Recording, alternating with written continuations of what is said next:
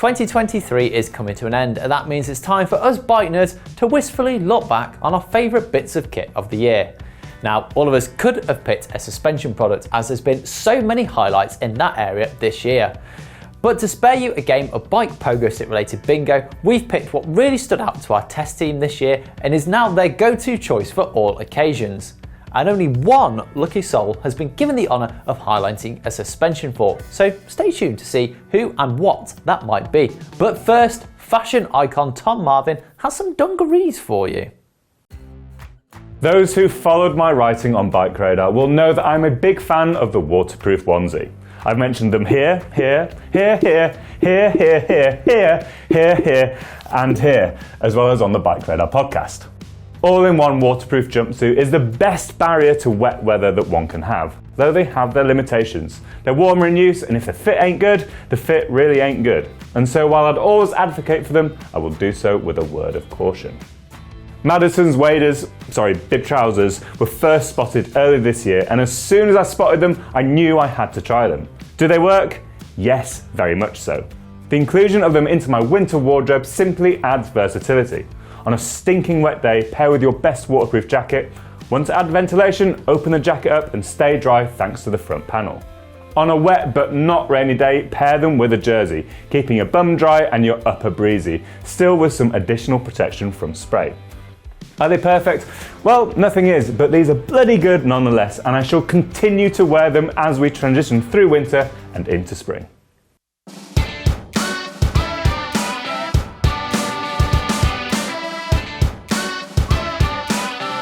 In my years of riding clipped in, I've been a Shimano man through and through. In 2023 though, my feet actually, were turned. With Crank Brothers sponsoring our Bike of the Year awards, I was given the chance to try out the brand's pedal for the first time in years. My only previous dalliance with its pedal produce before was a set of egg beaters that I tried on a road bike about 8 years ago now. Armed with a set of mallet downhill shoes and pedals though, I quickly became a surprise fan actually. But that was only after I'd switched to the optional easy release cleats. Up until then, I'd struggled with them. My right ankle is twisted and weak, and I was struggling to get enough movement to unclip with the stock cleats. Once I'd swapped over to the easier escape options though, I've been hooked. I've also used the new Mallet Trail and these Enduro pedals, and I'm equally a big fan of those. They may be spendy compared to their Japanese counterparts, but for the foreseeable future, I think I'm going to be cranking it up with the brothers.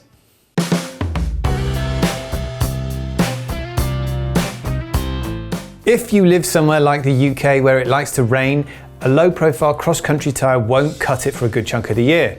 The tyre tread just isn't deep enough to meaningfully dig into anything and generate any kind of grip.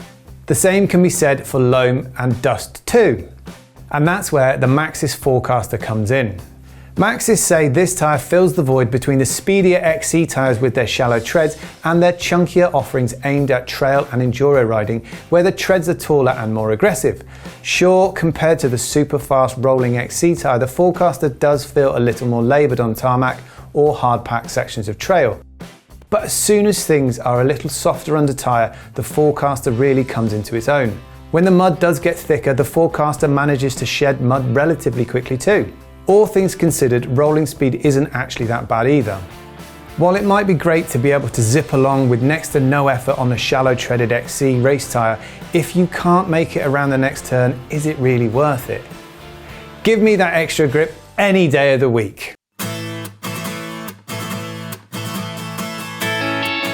These are the best downhill forks I've ridden.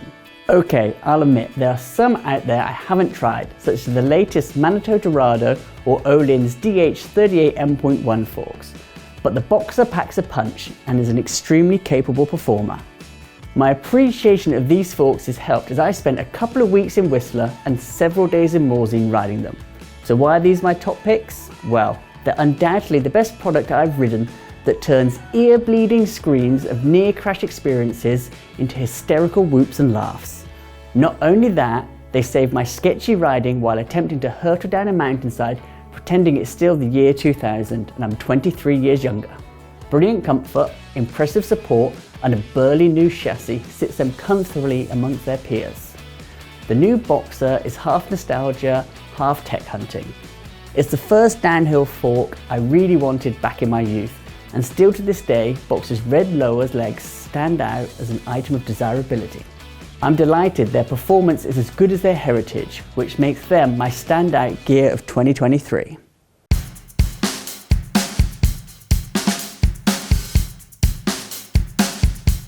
Arguably the most used product I own, my Garmin Edge A30 has only missed a handful of rides since I got it in 2019. As a self-professed ride recording addict, the computer's onboard wizardry affords me a wealth of stats, both during and post-ride, culminating in a beautiful afterglow endorphin hit. Geeking out on heart rate, power, cadence, elevation, and speed data is almost unbeatable. All that delightful information is conveniently pumped out on its colourful 2.6-inch display. Paired with one of Garmin's smartwatches, like the Fenix 6 Pro Solar I've reviewed, those stats are bolstered by training statuses, body battery, and more. Fortunately, the diminutive 830's performance is matched by its robustness. It holds its own in the worst conditions, from scorching sun, soaking rain, freezing cold and sideways snow. Mine hasn't missed a beat in thousands and thousands of kilometres. Although it looks leggy, thanks to a mud-stained body and scratched screen, performance-wise, it's no different today as when I peeled off the screen protector and first mounted it to my bike.